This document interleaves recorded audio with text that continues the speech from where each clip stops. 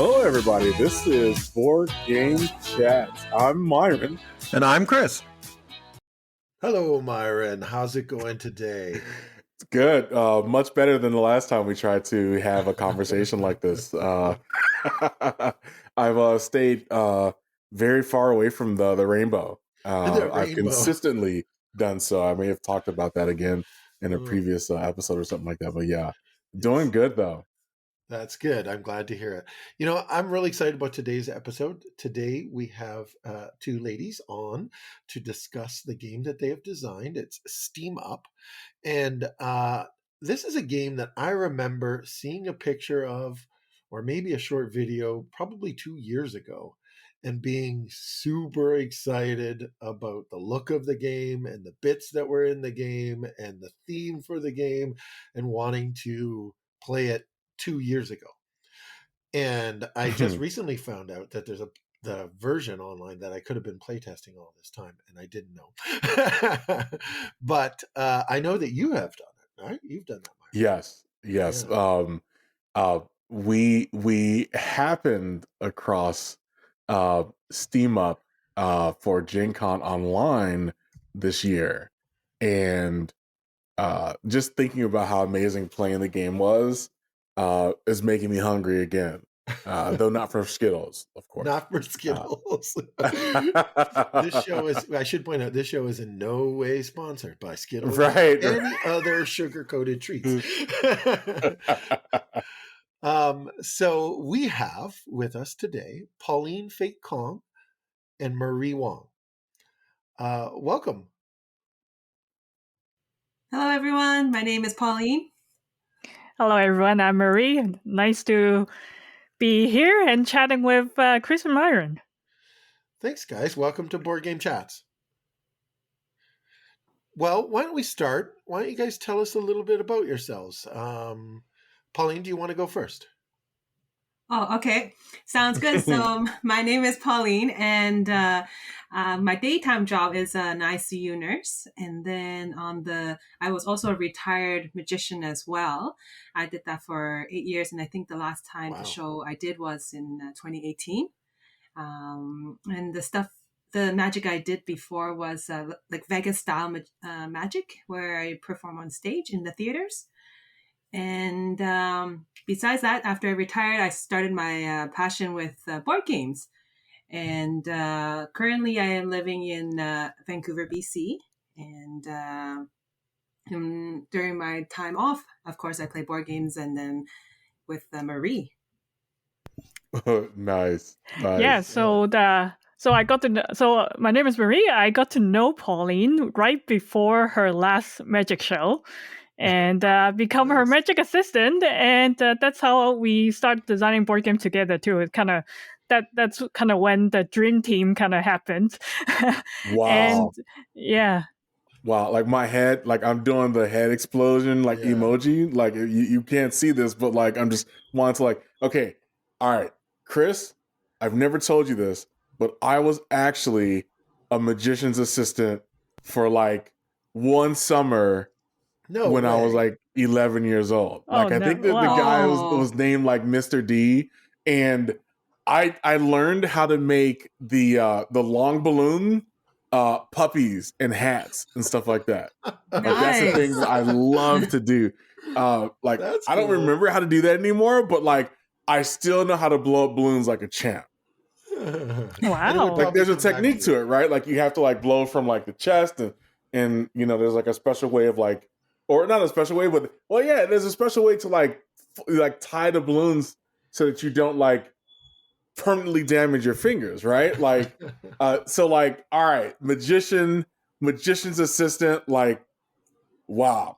I think we need to jump into that a little bit. I want to hear more about the kinds of magic that you did, like a Vegas style. Like that's not tying up little balloons for little kids, right? That's like making things disappear. What else did you do? What did you do? # real magic. Real magic, yeah. So similar to like, many different jobs, and in magic, there is a variety of like specialty you can do. So like, for example, you can do street magic where you perform on the streets, or you have like children magic. You go to like children birthday parties, or like you have wedding parties. And the type that I do is the theater, where I need the lighting, I need dancers, I do illusions. My main specialty is a parasol illusion as well as storytelling magician. So for example, like I build a story built on my own experience, and then I make magic. I go along with the magic, matches it, and then somehow something beautiful comes out of it. Kind of like an inspirational type of magic. You know, That sounds speaking really of something beautiful, so this is making perfect sense to me. I remember when we were in the tabletop simulator, and you started off with a story, and I was like hooked from the very beginning, and I was like, does she have this timed like perfectly for like? And so like you were talking, and then at a certain point, there's like a flourish of the cards, and the game sets up, and like there were a lot of calories burned for the presentation of the setup. Is that what that was? Is that what that I was getting a sense of? Yes, I brought that experience that I had in storytelling and magic, and then I bring it into the board game. So I introduce you into the world of whatever game, well in this case Steam Up, to be able to grasp your attention and have you feel and be in that position so you can feel what I'm feeling as well. Yeah, Cool. yeah, Chris, like while Pauline was setting it up, it was like in a world where it's, you know what I'm saying? I mean, it was like you're hungry and we are too. Now, you know, in like, oh man, it was Awesome. it was amazing. That was awesome.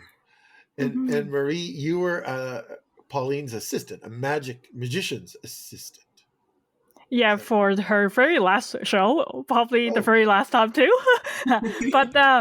but no, like during that time though, I do learn a lot of, I learned a lot how actually magic works. Like before helping out with Pauline, like I don't know how a single magic works. Like even just simple like flipping a card, like I don't know how it works, right? But now I know a lot of the inside info how magic works, so it's very interesting. But I can't perform magic still, but I do know how they works. You should tell her about the fish. You should tell her about the fish.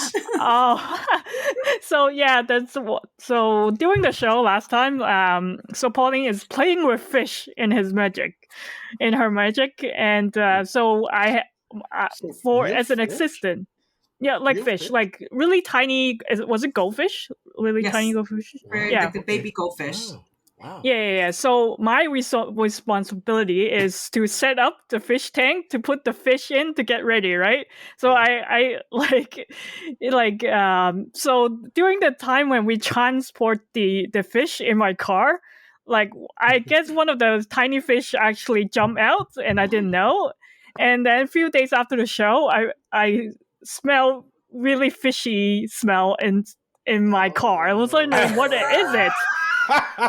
And then I find one of the fish is dead under my car carpet. And then afterwards, I hate fish. Oh, poor little goldfish.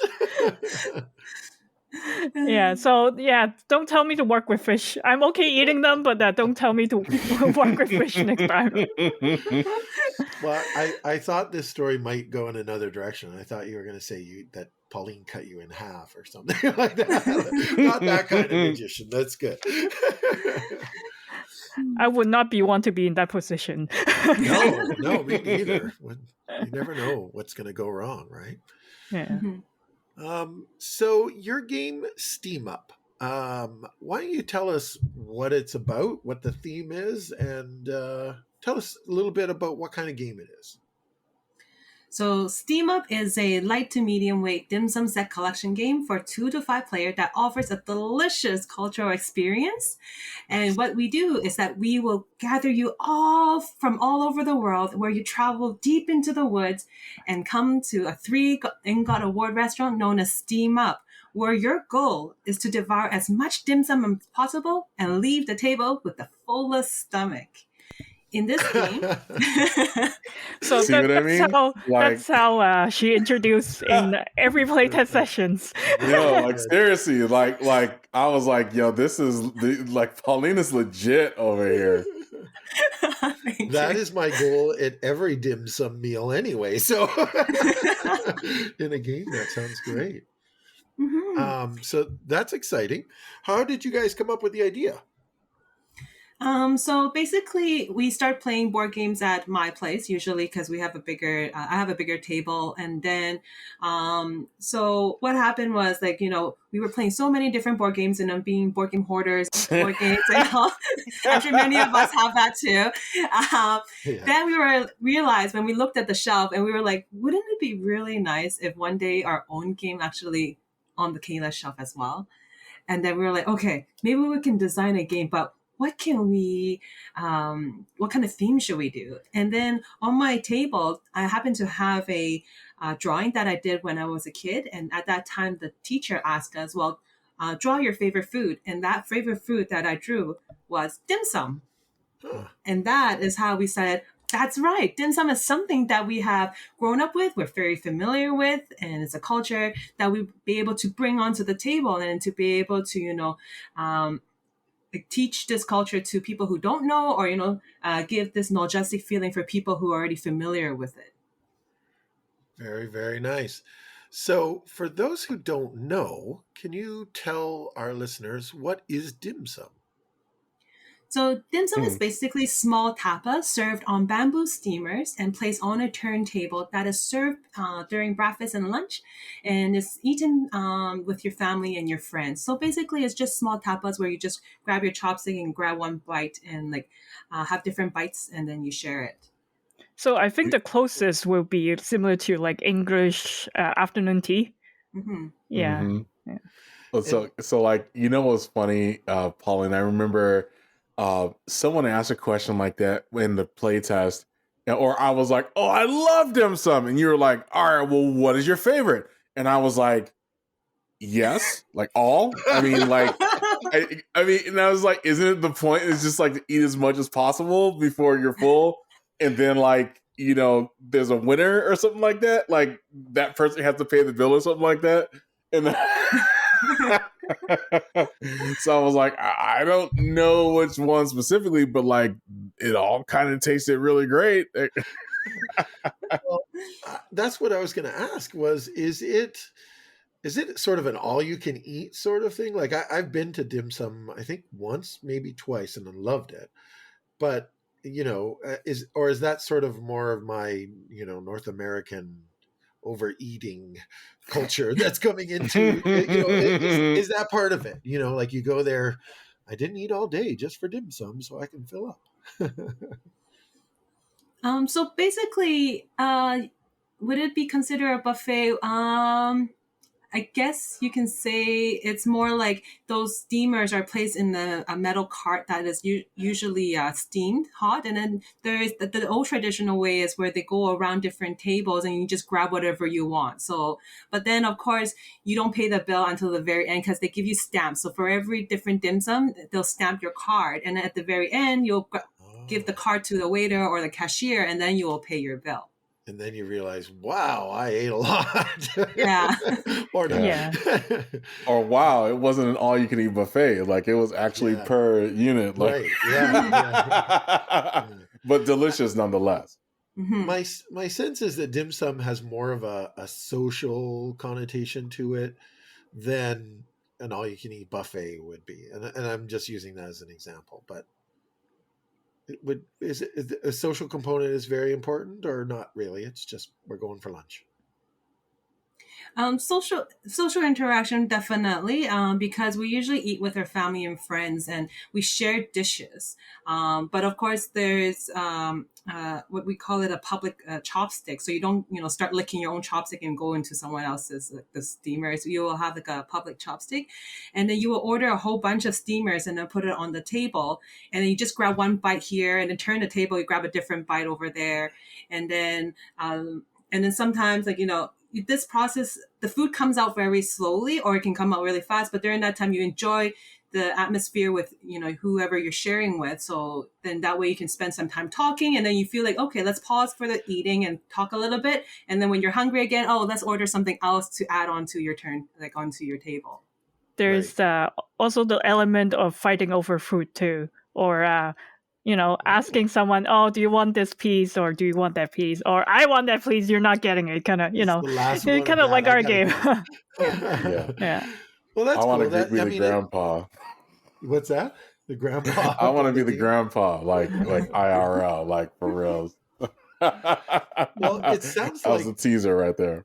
Yeah, it sounds like it's basically, you know, almost a board game already. Like it's, you know, you've got the lazy Susan, you've got the food in the middle, you've got sort of this social aspect where everybody's sitting around the table doing the same thing and chatting and having fun.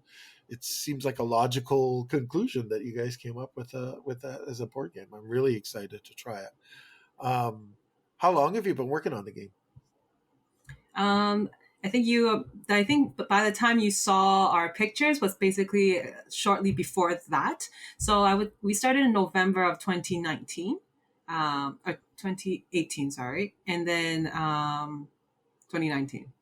Yes. Before the November before the pandemic started, basically. Yes. Right. So very, very soon before the pandemic started. Yeah. Yes. And you know, from what I remember, it was a prototype that I had seen, like with actual 3D pieces. Did you guys hire a 3D artist or something? Or Marie, did you do that? No, I can't do that. But basically, I can't do that. I wish I could do it, but I can't do it. But basically, Pauline and I have a friend that is familiar with like an industrial design. So he knows how to create 3D object that will fit like a manufacturing spec. Like he understands like what's, you know, maybe certain parts can't be too thin, or, you know, like certain specs that needs to be done to the 3D object to be able to manufacturing well, you know, into the game, right? So yeah, so he helped us to create all the 3D model, including the steamers and, you know, all the 3D dim sums, which will be squishies. Yeah, so it's, we're lucky to have him. Otherwise, I wouldn't really know where to find a 3D modeler that is familiar with dim sum at the same time. Right. Right. And what it looks like, and give the pieces some sort of authenticity, that kind of thing, right? Yeah. So, have you guys always wanted to be a game designer? Initially, we didn't think of it as we just played board games, and then afterwards, when your Kalec's full of shelves, then that's when we were like, oh, that's when we said we want a game to be on a Kalec shelf too. So that's when it triggered us to be a game designer. Right. Yeah, I personally never thought about being a board game designer before. Like my day job is a graphic designer, but I never really, you know, think about, oh, let's design a board game. But since we started a conversation, so a couple of our friends together, like me and Pauline at the same time started a conversation. Oh, and then we thought, oh, maybe it's a good idea. Like personally, I am very familiar with like designing, you know, designing things in general. And then, you know, Pauline is very good at, you know, talking to people, you know, introducing the game and stuff like that. So we thought maybe, we thought maybe we can make a great team and it will work. So that's how it all started. Excellent. I would think as a graphic designer that sort of practical skill of taking nothing and creating something, you know, an actual tangible thing, that would be pretty helpful to the process of a game design. Right, absolutely. So like I do like user experience too, like user interface. So I understand like, oh, let's say, you know, where, like how should the table work, or like, where should you put the cards, and, you know, what icons will work and stuff like that. So it really helped. Like my professional skill really helps with transitioning myself into, you know, designing board games. Cool. And I know the game has like a really cool turntable. The board is actually a turntable. So that's cool. You got to do that and work on that. That's pretty exciting. Well, let me ask you a question. Like, so Pauline, like one of the things that I can see how Marie, like your experience, came into the game, but like Pauline, like what would you say, like ICU nurse, Vegas style magician? I mean, like how did you draw inspiration, from your experience into like getting the game done? Like, what would you say, aside from just like unlimited vitality and and like hit points and your energy, but like, what would you say contributed to getting the game done from your daytime career, I guess?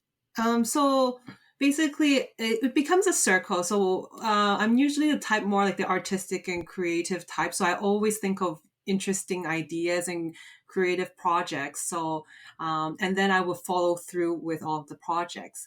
How I started magic is because of being an ICU nurse. I see so many, not so happy moments, and families are very sad and all that, and I wanted to cheer them up. And so one day when I was at a night market, I saw this magician performed, and I was like, wow, that's really nice. I should bring that to work. So then, of course, I stalked that magician and asked them, can I join a magic school or, find and I learned something so I can bring it to work.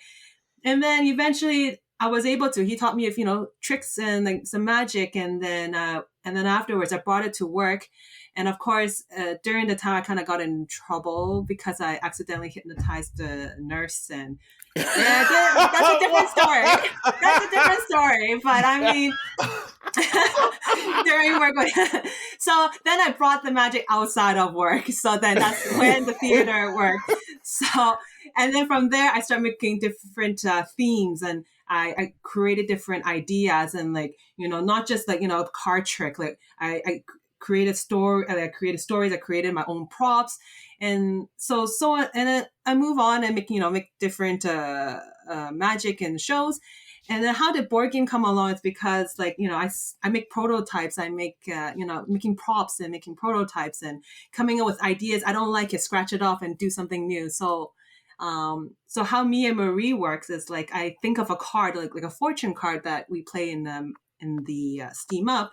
Let's say I grab a token, and then I said, Marie, I want to grab a token. Give me a card that will make it understandable for everyone. And then she'll think of an icon, and then she'll say, should it be in the center? What color should it be? Do we write the word token on the left or on the right? When people fan it out, where do people see the words? So then that's how we work together. So when I come up with an idea, then she'll figure out how to make it much more visual, understandable for players.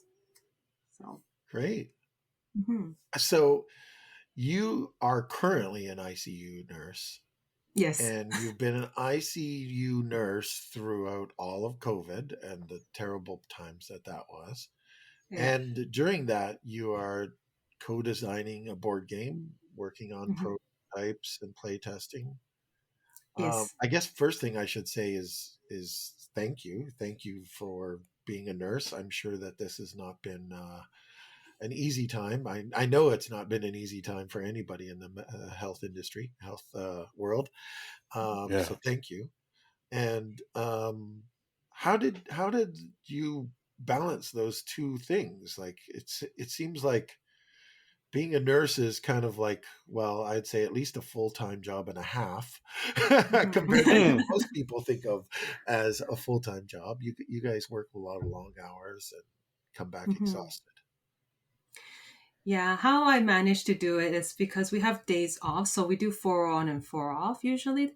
And then on the days off, I just don't think about the hospital work because it's already very depressing. And what makes me, a way to stress relief is to play board games and to defer my attention to something more relaxing.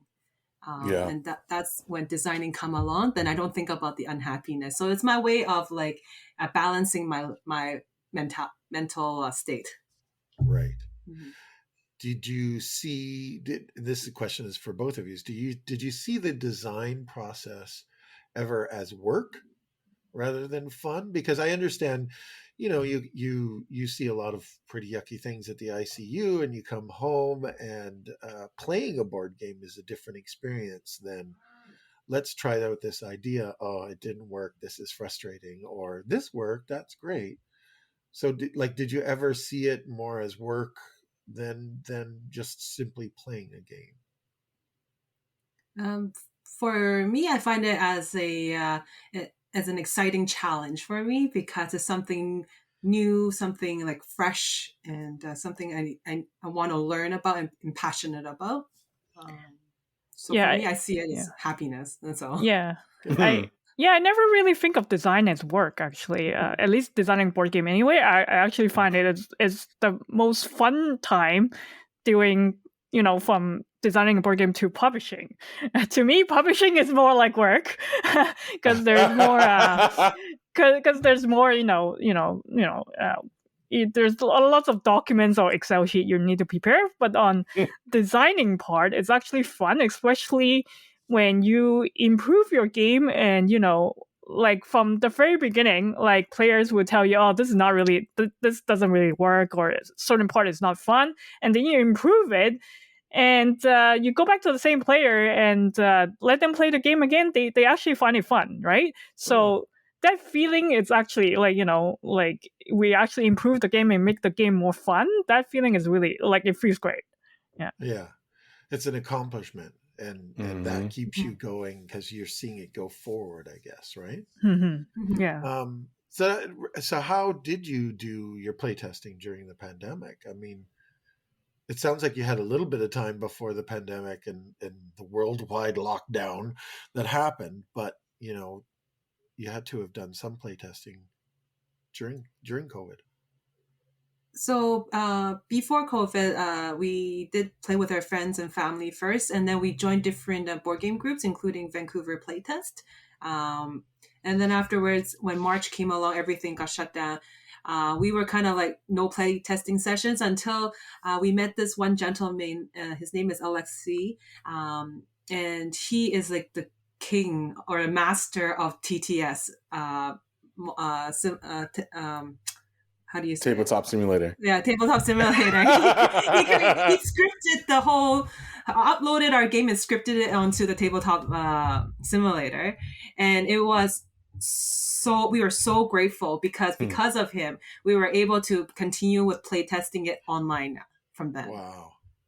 Yeah, it's even the mod right now, even we use it to this day, right? So it's actually very helpful. I would, to play test a board game, I would never think, it will be great to play test online, right? But this actually, to bring it online, it actually allow us to play test the game with people all around the world, actually, not just restricted to local players in Vancouver here.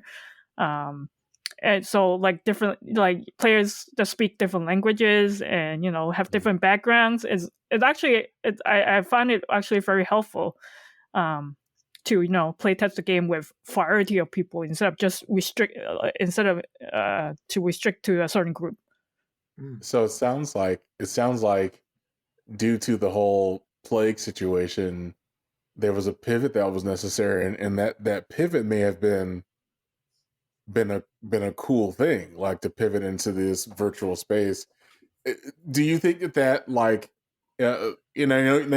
know Steam Up is the focus right now, but what would you say to other designers who are maybe scared to transition to the online space, or who are thinking about it? Like, how do they make that transition? How do they, what decisions would you tell them to consider when they were thinking about moving it into that space? Well, I would think when you first playtest, definitely playtest in person if you can, and then once you get a more solid idea, you think that you can bring it to other people to playtest with you. I think there's more gain than harm to bring it online. like, although online is not really a full experience where you can, touch the pieces and, get a feel of the game, but I do think that bringing online, like, I like, for me, I do know a lot of publisher, even just, if you want to pitch to a publisher, you will need an online version. A lot of publishers actually prefer an online version now because it's easy for them to, take a look at your design and, get a first taste of how your game is like, right? Oh, wow. I didn't know that. Yeah. Yeah. And it's actually very convenient too, right? You can just set up time, meet online, and that's it. You don't have to set up time, meet in person, and try to play the game. So, yeah, it's really helpful. I would definitely recommend it. Great. Did you guys encounter any other kind of challenges through the process because of COVID, other than playtesting? I think playtesting was the main challenge, but then once we had the tabletop simulator version, it did make it a lot easier for us. So very good. And so now, by the time this airs, your Kickstarter will be completed. Mm-hmm. And surprise, it's fully funded. How long was it until it was fully funded? It was very fast, right? Yeah, it was funded in 33 minutes. Wow. Yeah. Wow.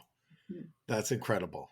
I'm pretty sure I got in on that first. I was like hyping it on Twitter. I was like, yo, I can hardly stand it. It's happening tomorrow. And then deluxe right here. Very cool.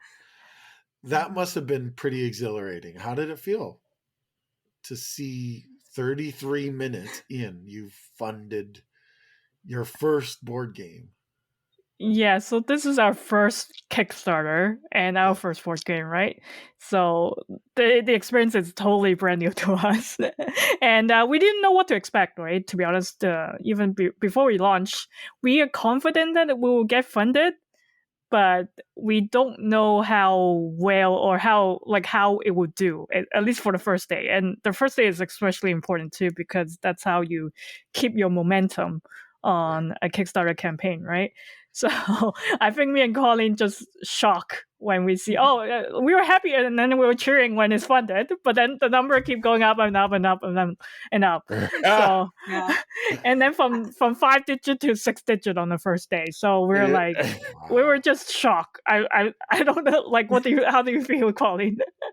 I only remember when we hit the goal, I think I screamed so loud that Marie's mom came out and was like, oh, what happened? Something happened. I was like, no, I was just screaming in so much happiness and joy because I was actually not expecting it to be that fast.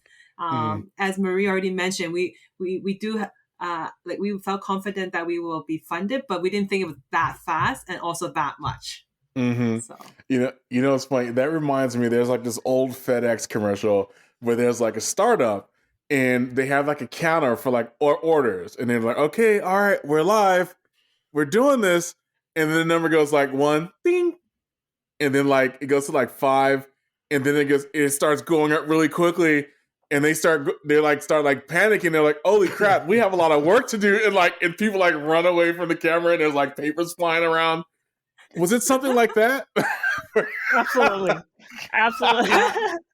Yeah, we were like trying to reply to the comments as fast as they were typing it out. Now, who was the person that realized, oh, we have work to do? Someone like opened up some screens like after the celebration. I think when the first day done, the second day and third day, Pauline and I are like, oh my god, there's so many comments and so much things we need to do. So it's the second and third day that we realize, oh no, we have so much stuff to do now. So Marie, you said that the process of the crowdfunding and the Kickstarter was the stressful part for you. It sounds pretty exhilarating. What was the hard part of the Kickstarter? I think it just the unexpected. You don't know what's gonna happen.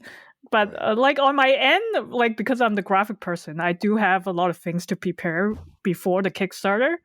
prepare. Basically, I have to prep the page.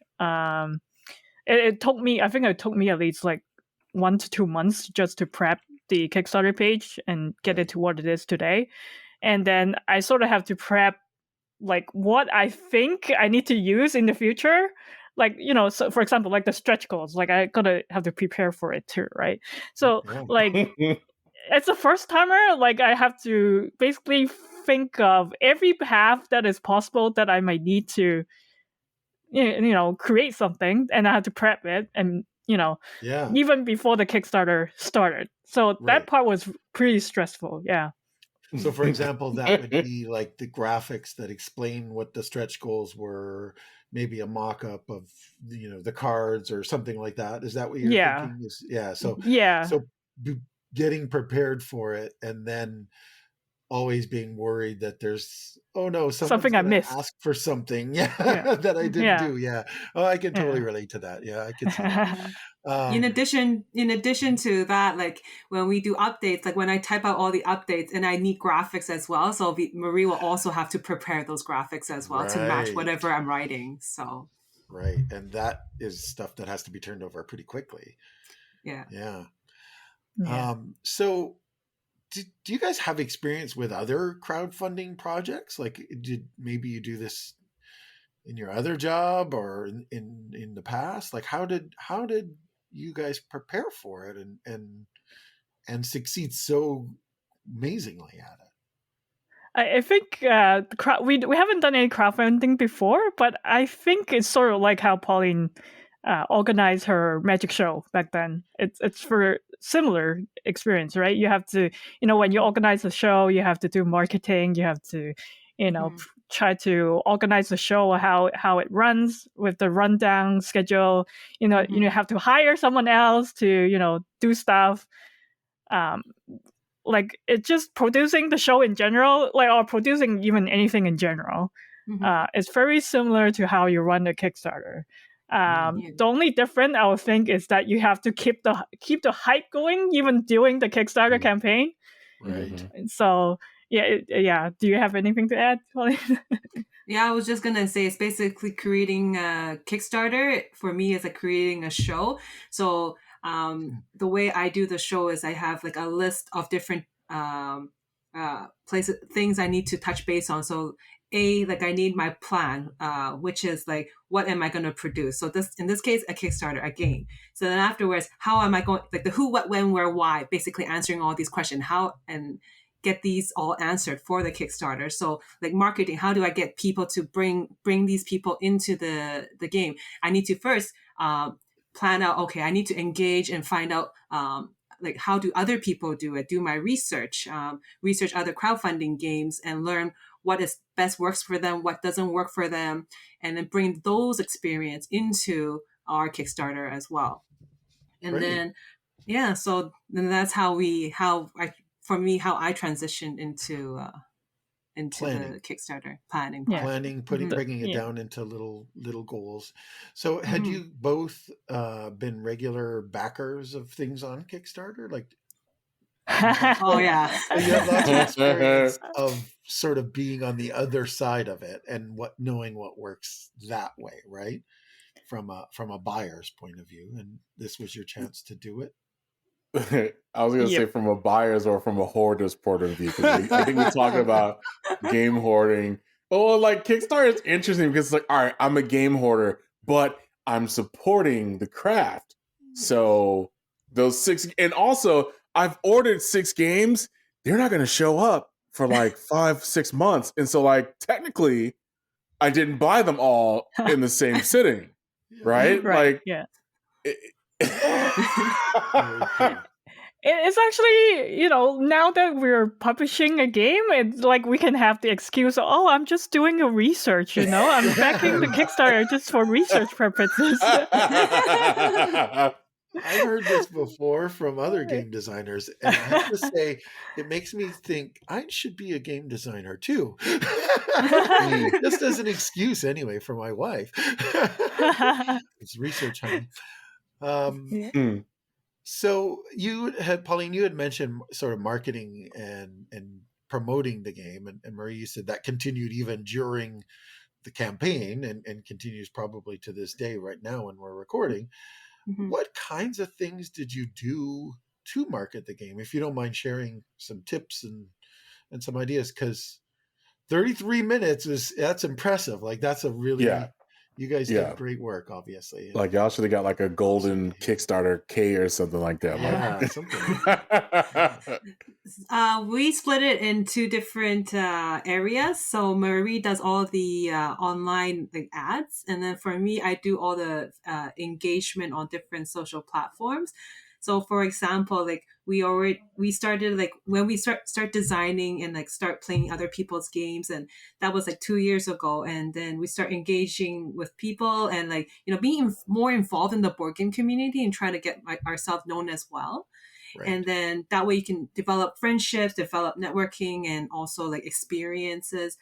And then through there, when I start posting a little bit more about Steam Up, they're like, oh yeah, I know Pauline. I talked to her before. And then, oh yeah, her project's a bit interesting. Oh, let's check it out. And then, you know, become friends. And when you become friends, they kind of like support you. And they'll be like, oh, grab their friends to kind of support you as well too. So then during the Kickstarter, I keep trying to find different ways to engage the rest of the community for people I don't know. Like I ask them questions like, how do you, like, I mean, the latest one would be like chopsticks. Like, how do you eat when you play board games and you don't want to get it dirty? Oh, for me, I use chopsticks, you know, just pick up the food from the, like whatever bag of chips and then just pop it in my mouth. My hands are clean. I can still play my cards, right?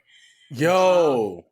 That's what's up. Like, yo, seriously, like, yes, chopsticks is the best tool to use when to eat during playing board games. Yo, like, okay, like just real talk, Chris. I love you, dude, but like, Chris is like his games are immaculate, and so like, I'll be like eating chips and like wiping the shit out of it on my shirt. I'm like, oh man, I don't want to pick that card up, son. Like what? So like, I'm serious. Like it's like for reals, man. Myron's getting chopsticks next time he comes. Yes, I'm getting chopsticks immediately. Yeah, you get to practice your chopstick skills too at the same time. Yeah. I need to compete in the chopstick challenge. Like, have y'all seen the chopstick challenge right now that's going on out there? It's basically the people are like holding up like batteries or like, you know, like entire teacups like with chopsticks, and they're just like, what's up? Like, it's a whole thing. Wow. No, I've not seen that. Interesting. Oh yeah, that was the. Oh yeah, so sorry. Those are some examples of like Facebook engagement, like different things that I do, and then of course there's the online portion, and Marie can explain that part. Yeah. Well, my part is more boring. Actually, it's more technical too. So, like, I basically just test Facebook ads and see what's effective and what's like which ad is more like will result in more people clicking on it or liking the ads. Like basically finding out what is more effective from even before the Kickstarter now till now when the Kickstarter is still going on. I'm still, every day is like a stock market. I basically look into like going to the analytics side of things and, analyze it and see, what worked and what didn't work. So if something worked, I just, do more advertising with that. Right. So nothing too entertaining. It's more technical. So I'm glad it's working. So Maria, I've been dying to ask this question. Are you at an agency for like design UI? I'm not in an agency. I do work with like my day job is do work in a company that do UI and UX things. Yeah. So you're doing like you said, analytics and doing it's as fun as it can be. It does seem like work most of the time, but it's really interesting that you're using it like at like it sounds like a fairly elite level, and that really contributes to that 33-minute like win or no. Well, I'm nowhere near professional. I just do whatever works, right? But right, yeah. There's still a lot of learning curves too, but like even that I am familiar with the tools, but then I haven't really put it into actions myself, or like, do Facebook advertisement. Mm-hmm. But yeah, basically it's a test of my skills or my knowledge, and Yeah. see how well it works, right? So yeah. And you have done it now. You have tested it and done it. So and it was successful. I mean, the two of you seem like you seem like you're really good friends, and you make an excellent pair and an excellent couple, like in terms of the different skill sets that you bring and the work ethic that you put into it and the way you divide up what needs to be done. It's apparent just talking to you guys. It's like, you guys really work well together and complement each other's skills well. Well, we drive each other crazy a lot of times too. Well, that's always a sign of a good friendship, right, Myron? Yes. as long as you don't taste the rainbow, don't get too close to that rainbow. Like, maybe like I'll use chopsticks for next time, so they go down way slower, and I don't wind up suffering the consequences. There we go. That will improve the chopstick skills too. Yes. So, besides a lot of work that you guys put into marketing and promoting and social media, do you think there's other reasons that Steam Up has been so successful and so popular? I think it's the theme itself. It's very fresh and very new. And then to be able to bring the culture into the game mechanics itself is what makes it also unique. And using the time to not just play the game, but to be able to spark people's curiosity about the game and to learn about it. And hopefully in real life, they'll be, oh, hey, I learned this about dim sum. Let's actually try it in real life. Right. I think it's more interesting and more unique. I think that attracts it, and also it's also a game that is designed by agents Mia Marie and another girl Heyman, because it's like more authentic. It's an authentic game experience because it has authentic Asian influence to the game. Right. We know the culture. Mm-hmm. I wouldn't say in and out, but at least we experienced the having dim sum ourselves from childhood to even nowadays we're still going to dim sum all the time, right? Mm-hmm. So we have direct experience related to dim sum, so I think that it really helped us to bring an authentic experience even into the game. Yeah. I think that was I think that was part of the charm when I was at the play test or the events at Gen Con. I really felt that there was something special about this game, particularly from a mechanics perspective, like the Year of the Dragon, Year of the I mean, adding a number of those elements in, and just the way that the entire presentation went, Pauline, I was like, there's something very special about this game, and we had so much fun.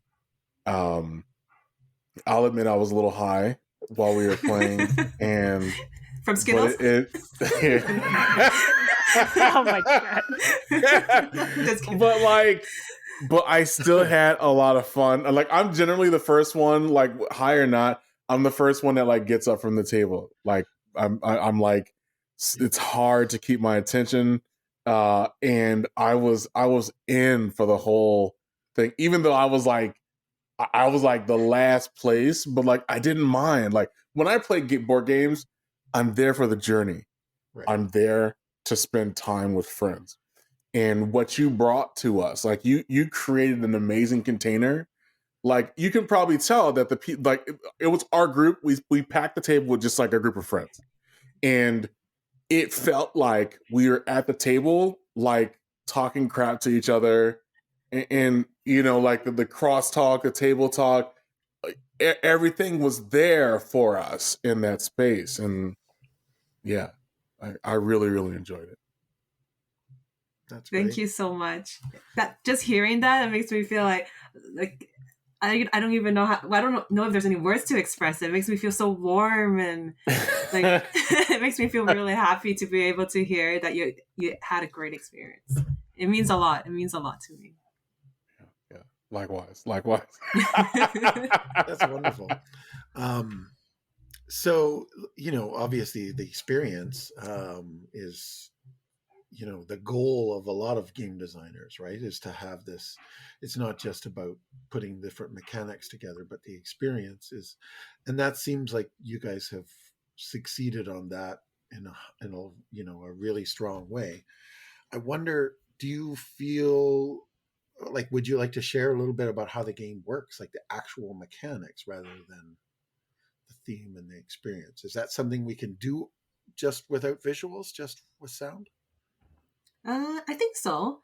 Okay. So the introduction, which I already kind of introduced briefly, where you travel very far to come to this 3 in God Award restaurant, and then when someone else opens the box, a nice table set full of steamers and dim sums inside of it is stacked on a turntable ready for you to eat. And you will take one corner or one space of the table, and your goal is basically devouring as much dim sum as possible before other companions take your shrimp dumpling or your phoenix claw. And those characters that you're playing is actually one of the 12 Chinese zodiac. And when you choose one of them, they all have asymmetrical powers and different scoring mechanism. And basically, you want to play this character at its best. And basically, you will collect resources such as tokens or fortune cards. And then afterwards, the most important part is when you are ready, you can feast on the food that's in front of you. But make sure, of course, you want to get it before someone else turns the table away from you and then take all your dim sum. And then basically, once you can turn in your resources for the dim sum, you can grab it and then now put it into your tummy, which is basically your player board, and you score your points right away. And on your turn, when you go on your turn, you basically have 2 actions, and which I already mentioned, including collecting or playing your resources and then buying your steamers.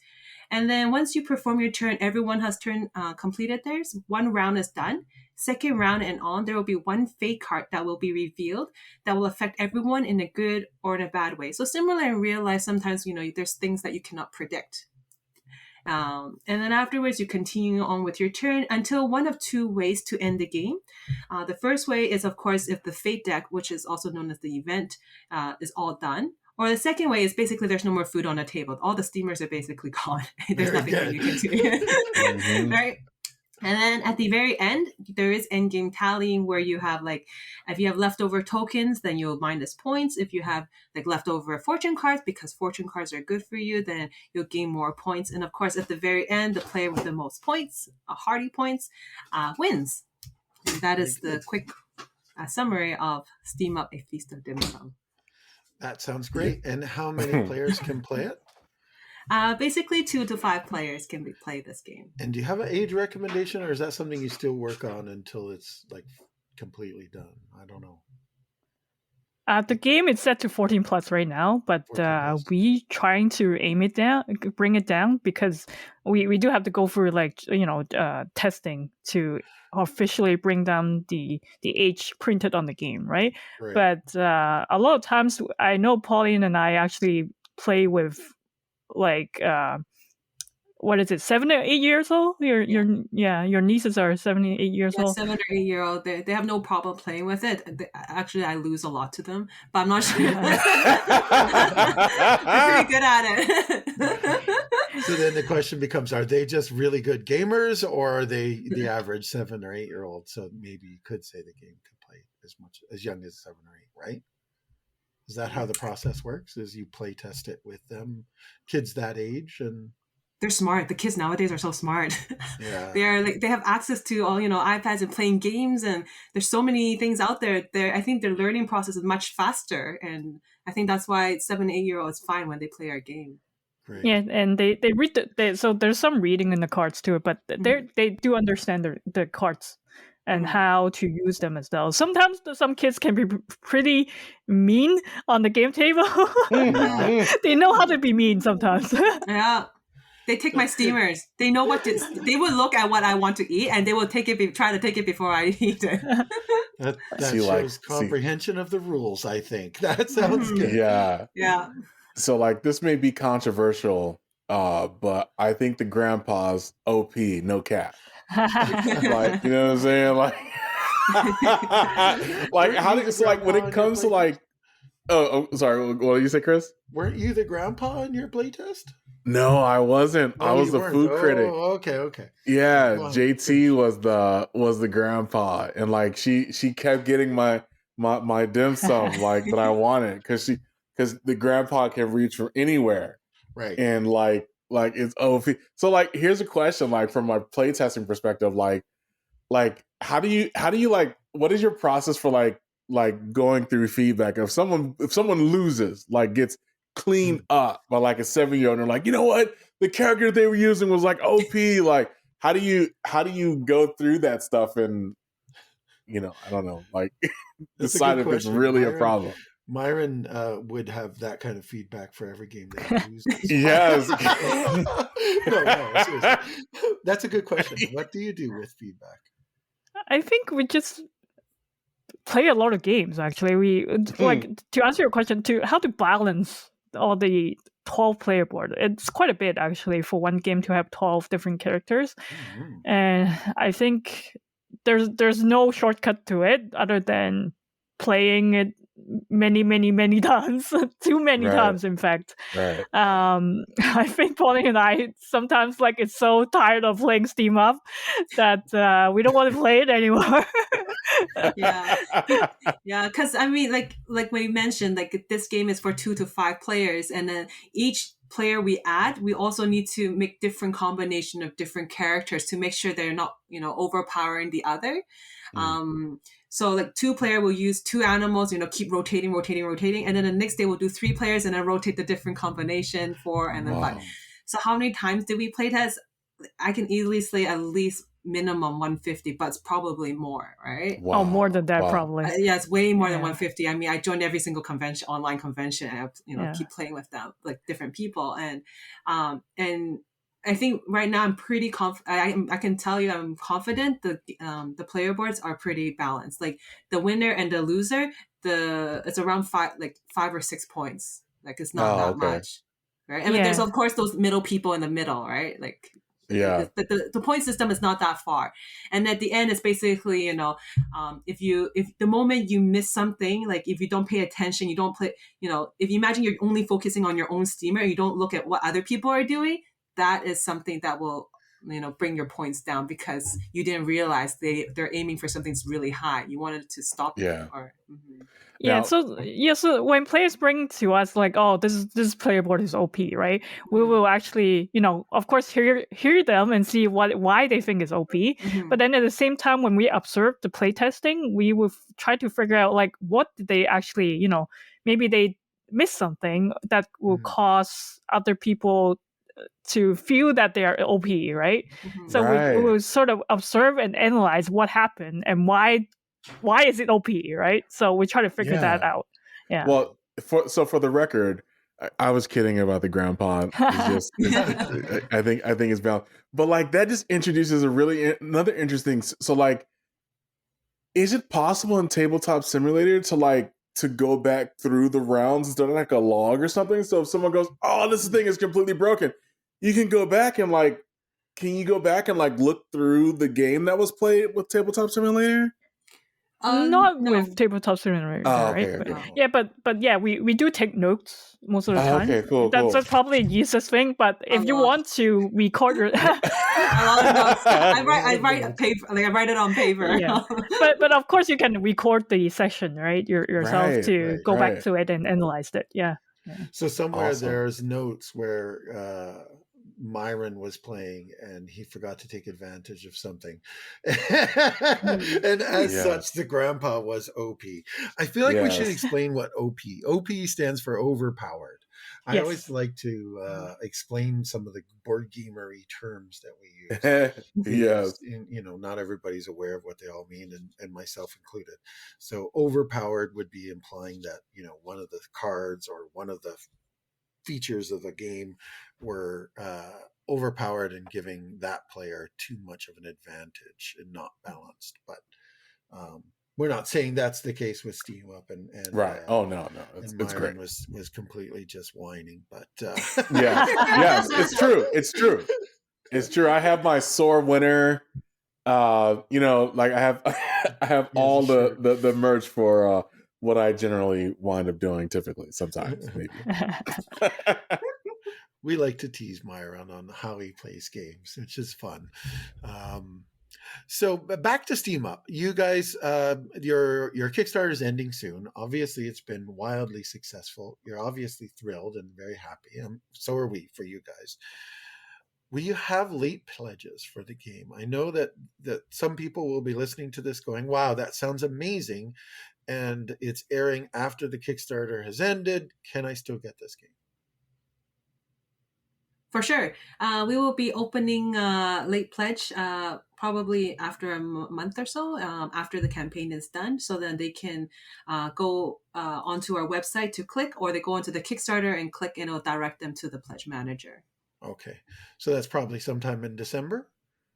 We're aiming November right now. November, hopefully as soon as possible. Yeah. But somewhere around there, maybe end of November. Yeah. And now I've done more late pledges than I've done actual Kickstarters. So how long do they normally last? Like, do you keep it up for a certain, like, is there a certain set time, or you guys decide? Do you know? We're probably just gonna aim for like a couple, like 2 months or so.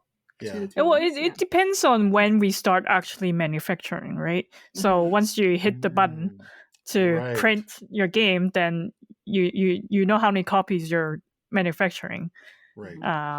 So for the late for the pledge manager or late pledge, usually it ends before you manufacture, so you know how many people are ordering your game. Right. So pretty much from the moment your Kickstarter ends until you hit the manufacturing button to say print the game, right, that's when the pledge manager will open. So yeah, that makes sense. That makes perfect sense. That explains that perfectly. Will Steam Up be available in retail stores? Hopefully. Yes. So recently we have a partnership with KTBG. Which is a great Canadian publisher as well, who did some amazing games already. So what they're helping us with is to Sorry, I just wanted to interrupt you and say KTBG is Kids Tables Board Gaming. They're a board game publisher in Ontario, in Toronto, and they have produced some wonderful games, like you said, like.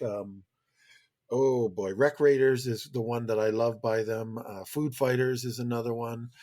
Comfort Creatures or Creature Comfort Creatures. Yeah, Creature Comforts. Yes, they have an excellent reputation for providing extremely high quality components and fantastic games. I apologize for interrupting. Continue. So no you have problem. a partnership with them. Yeah. So what this partnership means is that. We're working with them to help us bring Steam Up into distribution. So to be in distribution, it means that it will be in more retail stores. That means we will have a retail copy of the game outside of Kickstarter. So hopefully, so basically to bring Steam Up to more tables, to everybody, with more in more retail stores in the future. So that's what this partnership means to us. I see. That's great. So is that, and maybe this is something that you don't want to answer, but or can't answer. Does that mean, like, so when you push the button on your 100,000 copies or whatever it is that you're going to get printed, are you printing retail copies at the same time, or is that just to fulfill your Kickstarter, and then after that point then you move into retail production? So usually because the more you manufacture, the manufacturing price actually go down, right? Right. So usually a large publisher will print the Kickstarter copies and the retail copy at the same time.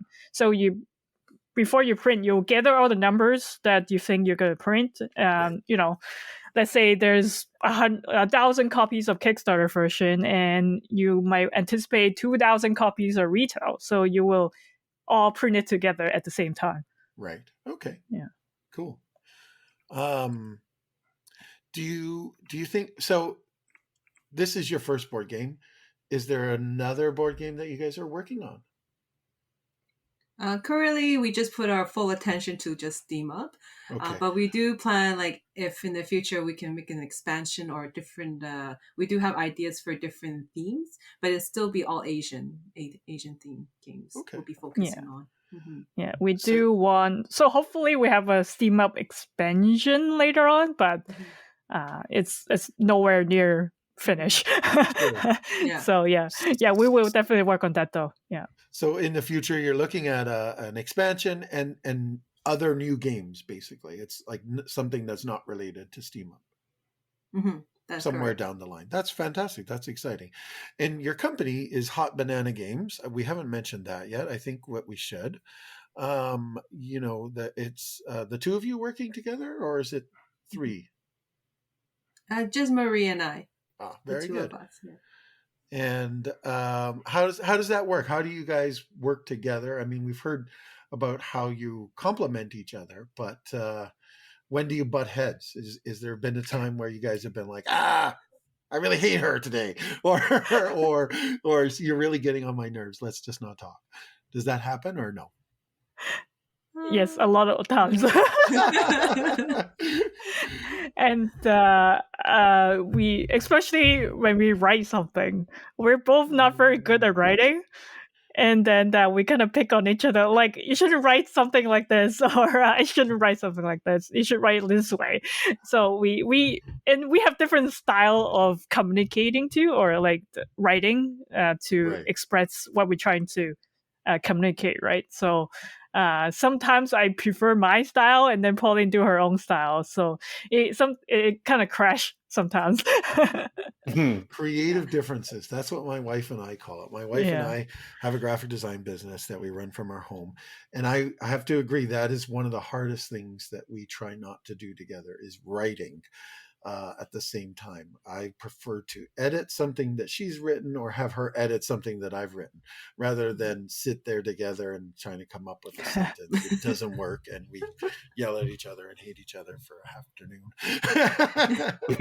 But yeah. Well, not just writing too, even like doing certain things. We do. We have, like our organization skills, for example, right? So like for me, like I guess Marie does it a different way to organize how she knows where her things are, and for me, I have it like in certain ways. Then I would recognize, oh yeah, it's right here. But then she would have no clue, because the folders are different, the way I name things are different compared to what she's usually used to, right? So yeah, so it's kind of like we need to find out like a middle point where like we both know where things are, or how we can write things. You just gotta find that middle point. Yeah, it's an important thing. Like, I mean, anytime you're working with someone else, whether it's in an office or in a business venture together, you're gonna have some bumps in the road, and you have to be able to navigate them and get around them and work in a way that isn't too uncomfortable for you, but isn't, you're still accommodating that other person. So yeah, it sounds like to that point though, it sounds like y'all were a great team, like before you started on this particular venture, and that is probably, it's probably been helpful. Yeah, if I haven't worked with Pauline before, I probably wouldn't start this whole adventure. To be honest, I kind of get a taste of what it is to work with Pauline doing the magic show. Yeah. So I know we're very different. So we have different skill sets. So it's actually very beneficial to have this partnership together to create a board game. Mm-hmm. Yeah. Very good. And yeah, with her different skill sets, like different knowledge, what we bring to the table makes it a lot easier, because there's a lot of things, like I'm not a technical person, I'm more like an in-person, right? Like and like how she does Google Analytics, or how she does everything computer, I am like a techno idiot, right? So so she's able to fill in the flaws that I have, and then for her, like she's more quiet. Like she prefers, I do all the talking, which I'm fine with. Like so. Yeah. So that's a good point too. So Pauline is an extrovert. I am totally an introvert. Yeah. Sometimes I'm not talking about this podcast, right? But sometimes, like when I talk, it's very draining. Like I need the energy to talk. That is the perfect definition of an introvert. I get it. Yeah. It takes a lot out of you. I get it. Yeah. So we should talk about board games in general for just a short while. So do you guys have a favorite game? Why don't you just tell me? You can list more than one. Do you have a favorite game right now? I love them all, but it's so hard. I mean, I like maybe I'll give one for each. So I like polygaminal games and abstract games. So for polygaminal, like I like Baron Party, I like Isle of Cat. And like abstract games, I like, Azu, Sagrada, and like deck building games, I like Wingspan. I mean, those are some of mine. How about you, Murray? Yeah. Tile placement is my go-to. I think it's because the first game Pauline introduced to me is Kakusan. Oh, so I think it has a special place in me. That it's my favorite game. It's also the first game that I usually introduce to other people because it's pretty easy to play, easy to learn, and I always bring it up and when I introduce board game to other people. Yeah, that's a great game. I love all the games that you suggested. Carcassonne would be up there for me as well because there's so many expansions. That's you'd mentioned deck builders, Pauline. Deck builders, I find some of them anyway have a lot of expansions. Carcassonne has a lot of expansions, and for me, I'm an expansion completionist. It's like I've got to have them all. But I love it because they give you so much replayability, right? Like if you were just playing the base game of Carcassonne over and over and over, eventually it would be kind of dull. I mean, the people that you play with make it fun, but because there's this world of expansions for that particular game, you can add them together in all kinds of different permutations and create this whole new game and experience. Yeah, no, those are great. Do you have a favorite game mechanism or mechanic? For me, I like mechanic wise. You had mentioned poly. Yeah, polygaminal and abstract are my go-to. Very good. And tile laying, are you going to say, Marie? Yep. Okay. Maybe I should have paid more attention. Myron, maybe we should cut that part out. So what have you learned? I really want to hear this one. I like hearing people's answer to it. What have you learned from being a board gamer? That it's an addiction. Good answer. Very true. Very true. And there's three or four different levels of board gaming. So you first start off with the easy one, like Monopoly and Settlers of Catan, a couple maybe party games like in Exploding Kittens. Then you start to do level 2. You'll be like, oh, there's actually more games. Like there's Ticket to Ride and Splendor, Lord of Waterdeep. Then you go into a little bit more advanced. You'll be like, oh yeah, there's Wingspan, Gloomhaven, or Frosthaven. And then you realize, oh, I have all these games now. Oh, I'm going to start going on Kickstarter now. Level 4. So you start building up. There's definitely different levels of being a board game addict. That's true. What about you? Yeah, and the playing board games, you learn. When you play more board games, you're starting to see different mechanics, like the same mechanics, but it presented in a different way in a lot of games, right? You can't really. There's a lot of mechanics that it's already there. Like you can't possibly invent a new one out there.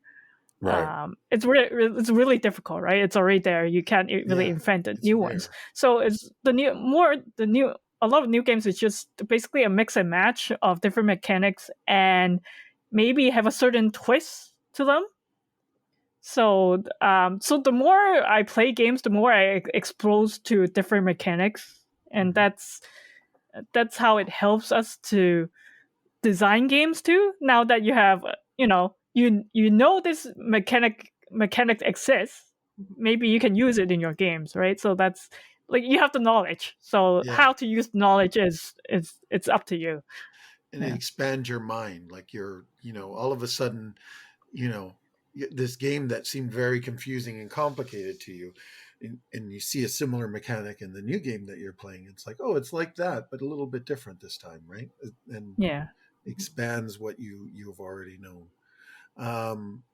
What do you think why do you think games and gaming is important? Why is it important to you?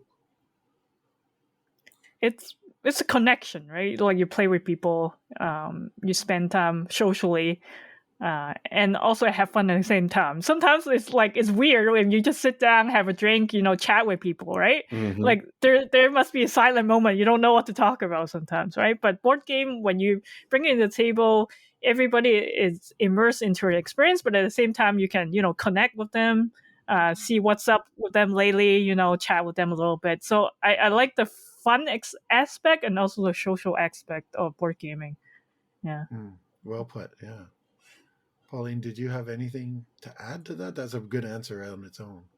Mm-hmm. So going to what Marie is saying, like being able to bring to the table different games, and that will have different experience each time when you meet up with your friends. And, it could be social interaction. And also for me, it's also a good way to relieve stress. So if everyone's, tired and, stressed out from their own work, and it's a great way to everyone relieve their stress and immerse themselves in a game, kind of like you step away from reality for a bit and just have fun. Yeah, I have to stress that sometimes it's fun to play, but for us it's not fun to learn a new game. Right? Yes. Yeah, that's me. That's me too. Like, yeah. Like we always, Pauline and I always, we're too lazy to read rulebooks sometimes, and then we will go on, YouTube to watch a tutorial. But then there are times like 5 minutes into the video, we will fall asleep. Wow. Yeah, it depends on the game. That's true. Yo, so you can just watch a video instead of like read the instructions. Like my head is exploding again. Like, well, there are many times that you do have to, refer back to the rulebook, because most of the time, sometimes video do miss a point or two, or something is not clear. You have to refer to a rulebook. So, yeah, but yeah, we're totally not great at learning games at all. We prefer someone teach us. Yeah, I think most people, but that's good. That's good. So let's, if we have a little bit more time, why don't we just do a few rapid fire questions? So try and just shout out. Well, I'll get you both to do it. Maybe one of you go first and the other one go second, and give us sort of one word or one sentence, quick answer. Doesn't have to be the right answer. It's just whatever comes into your head first. Okay. All right. Here we go. What's a game that you played as a kid that you really enjoyed? Go. Excellent. Go. Oh no, that's Go your as a answer. game. It's a game. Excellent answer. It's Oh a my game. god. I thought you were passing the responsibility of going first to her. That's what I thought. Yeah. Well, I would say Monopoly. Monopoly actually introduced me to board games. So yeah, And you enjoyed it. That's the key part. I did. Okay. It's with family. Yeah. With family only. Cooperative games or competitive games? Competitive. Okay. We're both competitive. That is definitive. How about, can you name a game designer that you get really excited about when you hear they've got a new game released? For me, it's Rosenberg. Yeah. Okay. I was gonna say Uwe. I don't know how to pronounce it. Did I butcher his name? I'm not sure. I think it's Uwe Rosenberg. Uwe, that's how yeah. I pronounce it. But you know what? I'm not telling you that that's the way you say it. That's just how I say it. I'm sure everybody says it different. But Uwe Rosenberg, that's your answer, Marie. And how about you, Paul? Yeah. I was gonna mention that Rosenberg as well. So but I wasn't quite sure how to pronounce it. I didn't know how to pronounce it. I was like, is it you? I was thinking, is it Uwe? Yeah, because he does a lot of puzzly games, right? Which we both like. So yeah. That's awesome. You guys are really aligned. Like competitive games, Uwe Rosenberg games. There we go. Do you store your games vertically or horizontally? horizontally. Okay. Yeah, right. I am horizontally too because that's what Pauline taught me to do. All right, so here's part two of that question. How about the games that are on top of the shelves? Those are I would say two games. Two games are up. Dwelling is up. Dwelling is up and Steam Up is up, but the rest is all still horizontal. Anything that could not fit into the shelf would go on top of the shelf. Exactly. That's the big game section. Yeah. Oh, Paul, it was funny. You look back, you're like, oh man, they got me. Like those. So many.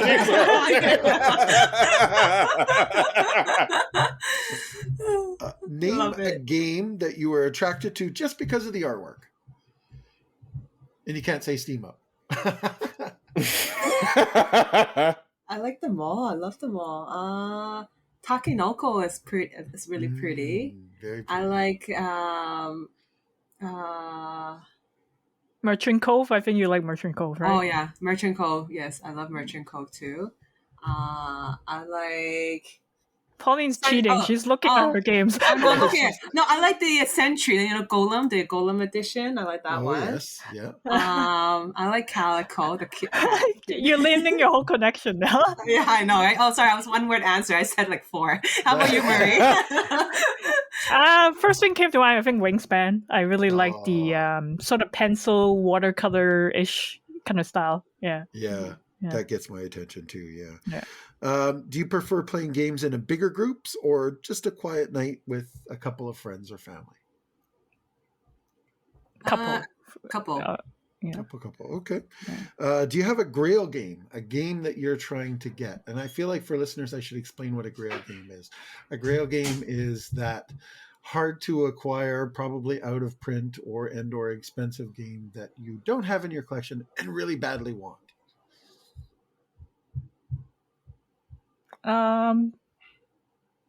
No is a good answer. At this time, no. At this time, I don't have one because, to be honest, we've been designing Steam Up for so long that we're not very up to date on what's new out there. That's good. That's fair. Yeah. I can't think of any. You can't think now. of one? Okay. And I want to end with this one. What is your favorite food or dish to have at dim sum? Oh, for dim sum. Yeah. What dim sum go to? Barbecue pork bun. The fluffy one. The white bun, yes. I like this the meat dumpling, the yellow siumai. Yeah. I don't know that one. Sumai. I'm going to look that up. What's inside it? It's meat? It's like meat. They're usually pork. I think it's pork. Yeah, and pork then there's shrimp. Yeah. Sometimes mushrooms. And then it's wrapped in a yellow wrapping. Okay. Yeah. Very good. Myron, did you have any other questions? No, like this has been awesome. Like I'm good. Like I know so much about the game, about Pauline Marie, the process that they've used to create the game. I'm just really looking forward to being able to play it again. We definitely have to hit it up on TTS a few times as well. Like it's just really amazing. Yeah, I think next time when you do have the game in front of you, also order some side dishes of the dim sum, and whatever you earn in the game is what you can only eat in real life. Oh man, I don't know. You might end up eating a lot. You'll be really full then. Yeah, that's okay. Well, listen, it's been wonderful chatting with you two. I feel like we've been friends for like a year and a half. Like I feel like I've gotten to know you guys really well. You guys are fun to hang around with, and it's been really interesting listening to you guys sharing about your game. And I'm really, really excited. I know Myron has backed it. I am part of a group buy. So I guess what happens is a group of people get together and the one person buys a bunch of those games and then we go pick it up. And that saves us from that person. And that saves us a shipping cost for like 10 people buying the game. It becomes cheaper for them to do that. So this is the first time I've ever done a group buy. I'm Oh. going to see how that works. We'll see. But yeah, so I'm excited to get the game too. What can you guys tell us what's next for you? And more importantly, how can people find you and reach out to you if they would like to? They can find us at hotbananagame.com. That is hotbananagame with no S, because someone else took the one with the S. Oh. .com, and any of our social platform like Instagram, Facebook, Twitter, Discord, you can find us there. Anything else you want to add, Marie? At this moment, well, I guess when this podcast, the Kickstarter will be over, but definitely check it out, even when it's ended, because you can pledge the game if you're interested later. Yeah, just if you have any question, always reach us out on our social media. We're happy to answer any of your questions. Great. Thank you both for agreeing to be on the show. Yeah. It was a lot of fun. Thank you so much. Thank you so Thank much you for Thank you for having us. Mm-hmm.